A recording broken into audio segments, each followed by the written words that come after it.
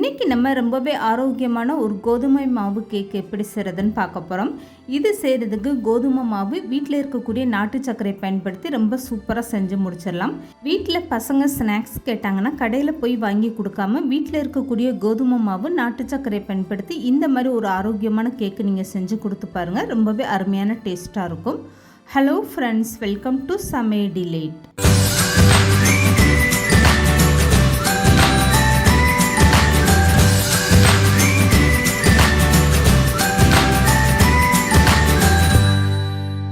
இப்போ இந்த கேக்கு செய்கிறதுக்காக அரை கப் அளவுக்கு நாட்டு சர்க்கரை எடுத்துக்கோங்க. இதை ஒரு அகலமான பாத்திரத்தில் சேர்த்துக்கோங்க. இப்போ இது கூடவே அரை கப் அளவுக்கு காய்ச்சின பால் சேர்த்துக்கோங்க. நல்லா ஆற வச்சுட்டு அந்த பாலை சேர்த்துக்கோங்க. இப்போ இது கூடவே 4லேருந்து 5 ஸ்பூன் அளவுக்கு வாசனை இல்லாத சமையல் எண்ணெய் சேர்த்துக்கோங்க. இப்போ ஒரு சிட்டிகை அளவுக்கு மஞ்சத்தூள் சேர்த்துக்கோங்க. இப்போ இது எல்லாமே சேர்த்ததுக்கப்புறம் ஒரு ஸ்பூனோ இல்லை இந்த மாதிரி விஸ்கோ வச்சு நல்லா கலந்து கொடுத்துருங்க. இந்த நாட்டு சர்க்கரை நல்லா கரைஞ்சி வரணும். இந்த மாதிரி பாலோடு சேர்த்து நீங்கள் கரைக்கும் போது ரொம்பவே சீக்கிரமாக உங்களுக்கு நாட்டு சர்க்கரை கரைஞ்சி வந்துடும். இப்போ பாருங்கள், நல்லா நாட்டு சர்க்கரை பாலெல்லாம் சேர்த்து கரைச்சி எடுத்தாச்சு பாருங்கள். இதுக்கப்புறமா ஒரு கப் அளவுக்கு கோதுமை மாவு சேர்த்துக்கோங்க. வீட்டில் இருக்கக்கூடிய எந்த கப்பு இல்லை கிளாஸில் நீங்கள் மாவு அளந்தெடுக்கிறீங்களோ ஒரு கப் அளவுக்கு கோதுமை மாவு எடுத்தால் அதிலே அரை கப் அளவுக்கு நாட்டு சர்க்கரை சேர்த்துக்கோங்க. இந்த இனிப்பு உங்களுக்கு கரெக்டாக இருக்கும். உங்களுக்கு நல்ல தித்திப்பான இனிப்பு வேணும்னா நீங்கள் 3/4 கப் அளவுக்கு நாட்டு சர்க்கரை சேர்த்துக்கோங்க. இப்போ மாவு சேர்த்ததுக்கப்புறம் இந்த மாதிரி ஒரு டைம் நல்லா கலந்து கொடுத்துருங்க. இப்போ மாவு நல்லா கெட்டியாக இருக்குது பாருங்கள். இது கூடவே இன்னும் 1/4 கப் அளவுக்கு காய்ச்சின பால் சேர்த்துக்கோங்க. பால் சேர்க்கும் போது நல்லா ஆற வச்ச பாலாக சேர்த்துக்கோங்க. இப்போ இது கூடவே ஒரு ஸ்பூன் அளவுக்கு வெண்ணிலா எசன்ஸ் சேர்த்துக்கோங்க. இது நல்ல கேக்குக்கு ஒரு வாசனையாகவும் டேஸ்ட்டாகவும் இருக்கும். இப்போ இது எல்லாமே சேர்த்ததுக்கப்புறம் ஒரு டைம் மாவு இந்த மாதிரி நல்லா கலந்து கொடுத்துருங்க. நம்ம எடுத்திருந்த கோதுமை மாவு கெட்டிகள் எதுவுமே இல்லாத அளவுக்கு இந்த மாதிரி நல்லா கலந்து எடுத்துக்கோங்க. இப்போ நான் கலந்து எடுத்த மாவை எடுத்து காட்டுறேன் பாருங்கள். மாவு இந்த அளவுக்கு கெட்டியாக இருக்குது. இந்த கேக்கு நல்லா சாஃப்டாக வர்றதுக்காக இப்போ ஒரு முட்டை சேர்த்துக்கோங்க. ஒரு கப் அளவுக்கு கோதுமை மாவு எடுத்திங்கன்னா அதில் அரை கப் அளவுக்கு நாட்டு சர்க்கரையும் 3/4 கப் அளவுக்கு காய்ச்சின பாலும் சேர்த்துக்கோங்க. ஒரு முழு முட்டை சேர்த்துக்கோங்க. இது கரெக்டான அளவு. இப்போ இது கூடவே 1/4 ஸ்பூன் அளவுக்கு பேக்கிங் பவுடர் சேர்த்துக்கோங்க. இதெல்லாமே சேர்த்துட்டு இந்த மாதிரி நல்லா கலந்து கொடுத்துருங்க. இதில் நீங்கள் ஆப்ப சோடாலாம் சேர்க்க வேணாம். பேக்கிங் பவுடர் 1/4 ஸ்பூன் சேர்த்திங்கனாலே போதும். இந்த கேக் நல்லா சாஃப்டாக வந்துடும். இப்போ நான் மாவை கலந்துட்டு எடுத்து காட்டுறேன் பாருங்கள். எந்த அளவுக்கு மாவு நல்லா சாஃப்டாக ரொம்பவே சூப்பராக கலந்து எடுத்தாச்சு பாருங்கள். இப்போ இந்த கேக்கு மாவில் ஒரு 10லேருந்து 15 முந்திரி பருப்பு ஒன்றும் பாதியமாக உடைச்சிட்டு அந்த முந்திரி பருப்பை சேர்த்துக்கோங்க. இது சேர்த்து நீங்கள் கேக்கு செஞ்சு சாப்பிடும்போது அந்த கேக்கு சாப்பிடல அங்கங்கே முந்திரி பருப்பு கடிப்படும் போது அது ஒரு நல்ல டேஸ்ட்டாக இருக்கும்.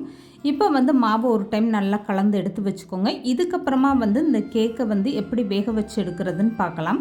இப்போ இந்த கேக்கை செட் பண்ணி எடுக்கிறதுக்காக நான் வீட்டில் இருக்கக்கூடிய இந்த மாதிரி சின்ன சின்ன கிண்ணங்கள் எடுத்திருக்கேன். நீங்கள் டீ குடிக்கிற கிளாஸை கூட பயன்படுத்தி எடுத்துக்கோங்க. இப்போ இதில் கொஞ்சமாக எண்ணெய் சேர்த்துட்டு இது கூடவே கொஞ்சமாக கோதுமை மாவு சேர்த்து இந்த மாதிரி தயார் பண்ணி எடுத்து வச்சுக்கோங்க. இப்போ ஒவ்வொரு கிண்ணத்துலையுமே நான் முழுவதும் மாவு சேர்க்காமல் ஒரு குழிக்கரண்டி அளவுக்கு மட்டும் மாவு நான் சேர்த்துருக்கேன். நீங்கள் எந்த அளவுக்கு கேக்கு பெருசாக வேணுமோ அதுக்கேற்ற மாதிரி நீங்கள் மாவை கூடுதலாக சேர்த்துக்கோங்க.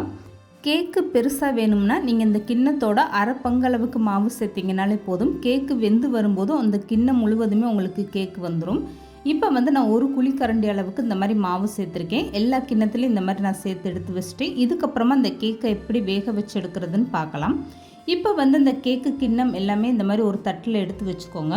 இப்போ இந்த கேக்கு மாவில் நடுவில் இந்த மாதிரி ஒரு பாதாம் பருப்பு வச்சுருங்க. இது கேக்கு வெந்து வரும்போது சாப்பிட்றதுக்கு ரொம்பவே சூப்பராக இருக்கும்.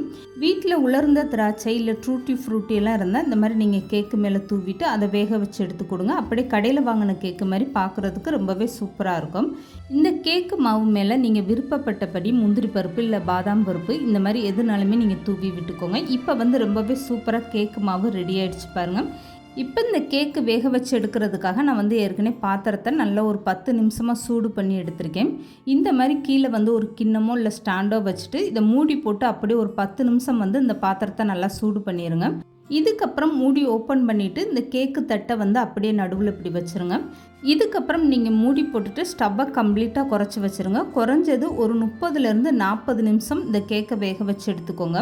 ஸ்டவ்வை நல்லா குறைச்சி வச்சு நீங்கள் வேக வச்சு எடுத்துக்கோங்க. இப்போ 40 நிமிஷத்துக்கு அப்புறம் நான் மூடி ஓப்பன் பண்ணி காட்டுறேன் பாருங்க.